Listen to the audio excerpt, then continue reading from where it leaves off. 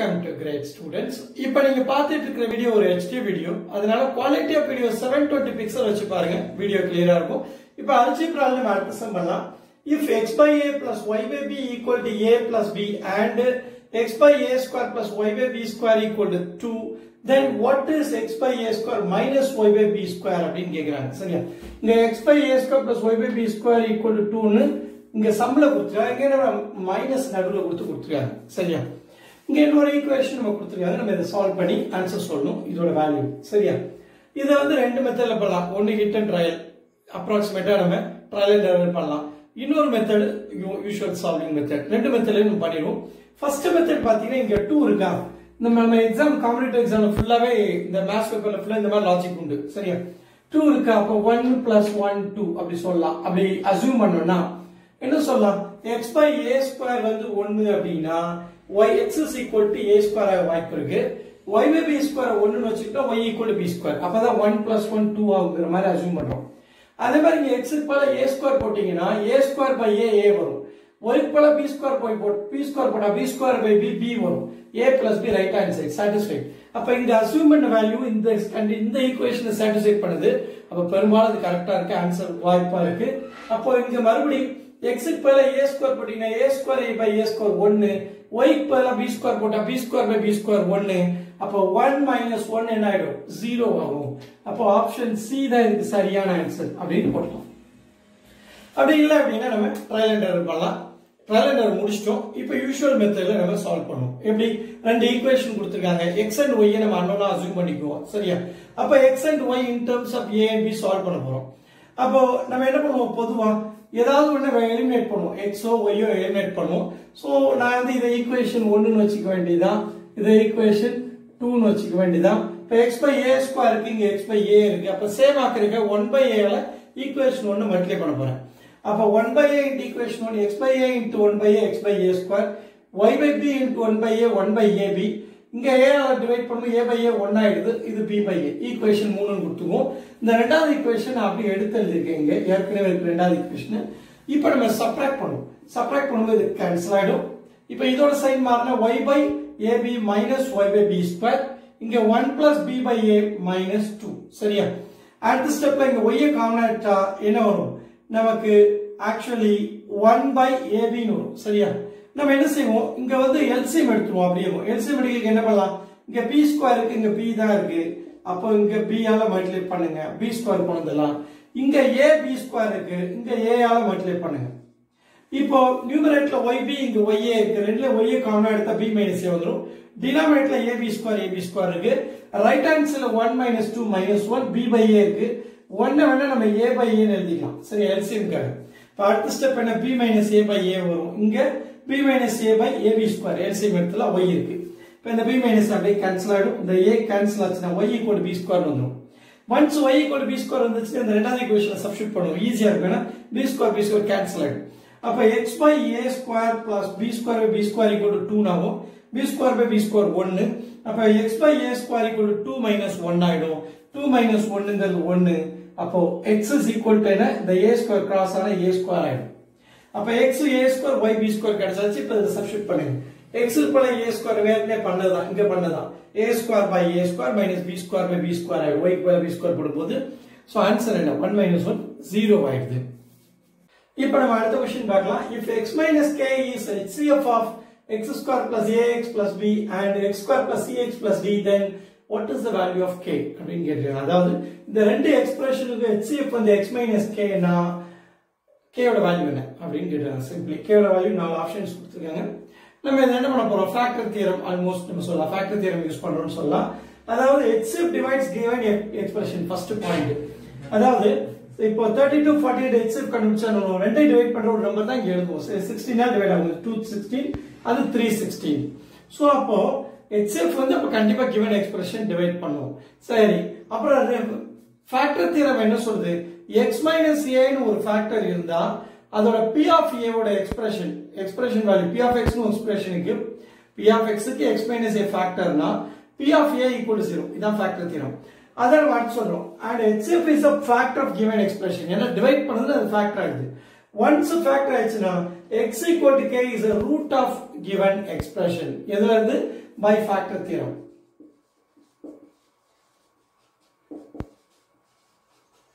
By factor theorem p of a equal to 0. சரி x equal to x minus a factor தான் அர்த்தம் p of a equal to 0 னு ஆயிடும். சரி அப்ப நம்ம சம்ல p of x q of x ரெண்டு எக்ஸ்பிரஷன் கொடுத்திருக்காங்க. இப்ப p of x எடுத்து எழுதிக்கலாம். x equal to k ங்கிறது ரூட் கரெக்ட் தானே? Root of given expression p of k கண்டுபிடிச்சா என்ன வரும்? 0 க்கு ஈக்குவல் ஆகும் கரெக்ட் தானே? So k square ak plus b x equal k போட்டுருங்க. அதே மாதிரி q of x எடுத்து எழுதிங்க. இப்போ q of k கண்டுபிடிக்க போறேன். x ஈக்குவல் கூட k square plus ck plus d ன்னு வரும். அதுவும் 0 தான். ஏன்னா ஃபேக்டர் தியரம் அதான் சொல்லுது. இப்ப அடுத்த ஸ்டெப்ல என்ன சொல்லலாம்? 1 2 பாருங்க. 1 and 2 ரெண்டுமே ஈக்குவல் டு 0 வா? இப்ப p of k equal to q of k equal to 0. அப்ப ரெண்டை ஈக்குவேட் பண்ணுவோம். 0 க்கு ஈக்குவலா இருக்கும். இந்த ரெண்டை ஈக்குவேட் பண்ணி எழுதுங்க. இப்ப ரெண்டுல உள்ள k ஸ்கொயர் கேன்சல் ஆயிடும். மிச்சம் இருக்கிறது ak plus b equal to ck plus d. நம்ம k தான் கண்டுபிடிக்கணும். அதனால k நான் ஒரு சைடு கொண்டு வரேன். b இந்த போனா d minus b எழுதிங்க. k ஒரு பக்கம் வந்து k காமனா எடுத்தா என்ன வரும்? a minus c வரும். சரியா? இப்ப k equal to d minus b by a minus c. அப்படிங்கறது ஆப்ஷன் b தான் இதுக்கு சரியான ஆன்சர். இப்போ நம்ம அடுத்த क्वेश्चन பார்க்கலாம். Consider the following statements அப்படினு ஒரு ரெண்டு ஸ்டேட்மென்ட் கொடுத்திருக்காங்க.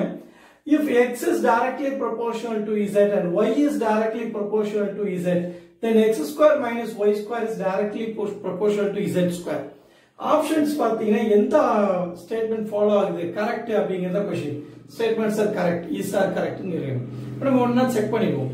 First x is directly proportional அப்படி எழுதுவோம். x is directly proportional to z.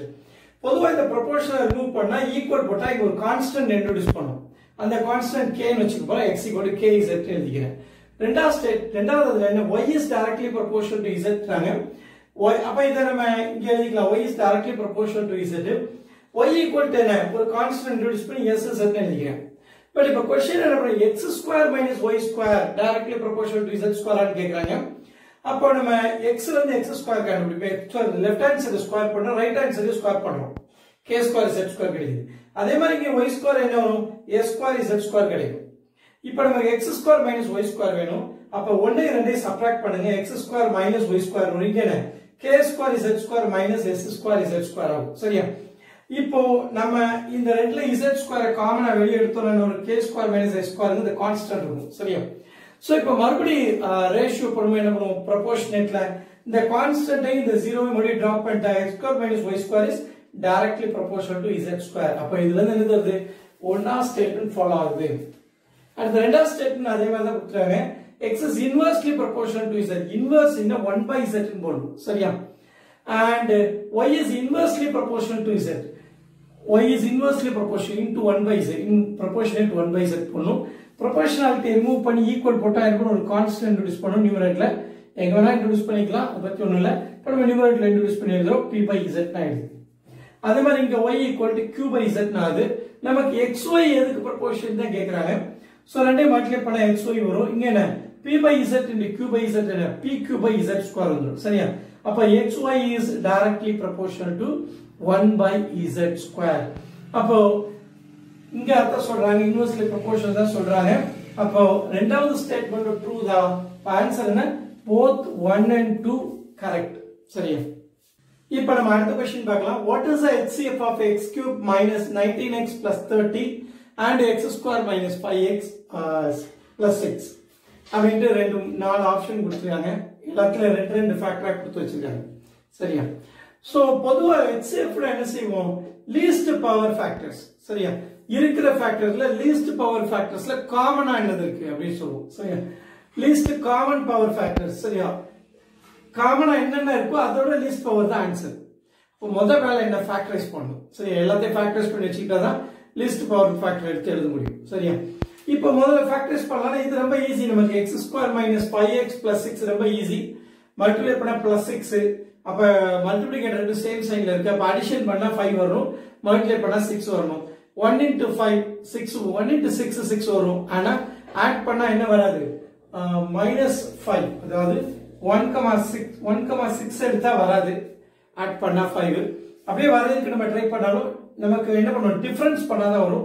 Add பண்ணா வராது. கரெக்ட்டா? பிளஸ் என்ன? சேம் சைன்ல தான் ஆன்சர் இருந்தாலும் இந்த மாதிரி மிடில் டேர்ம். சரி, அப்போ 1 வரலனா அப்ப நம்ம 2 into 3 6 ட்ரை பண்ணலாம். இப்போ ஆட் பண்ணா 5 வரும். சரியா? அப்ப ஆட் பண்ணா 5 வரும்னா -2 -3 போட்டுக்கலாம். ஆட் பண்ணா -5 மல்டிப்ளை பண்ணா +6. கோஎஃபிஷியன்ட் 1ங்கனால x - 2 into x - 3 ஸ்ட்ரைட்டா எழுதிக்கலாம். சரியா? அடுத்து நம்ம ஃபேக்டரைஸ் பண்ண ட்ரை பண்ணுவோம். கியூபிக்கல் ஃபார்முலா இருக்கு. சரியா? இப்ப கியூபிக்கல் ஃபார்முலா இருக்கிறத நம்ம வந்து எய்தர் இந்த L டிவிஷன் மெத்தட்ல பண்ணுவோம் இல்லனா ஆர்டினரி டிவிஷன் மெத்தட் ஏதாவது ஒண்ணுல பண்ணலாம். பட் எதால டிவைட் பண்றது? 2 ஆல டிவைட் பண்றதா 1 ஆலயா -1 +1 செக் பண்றது. நம்ம என்ன பண்ணலாம்?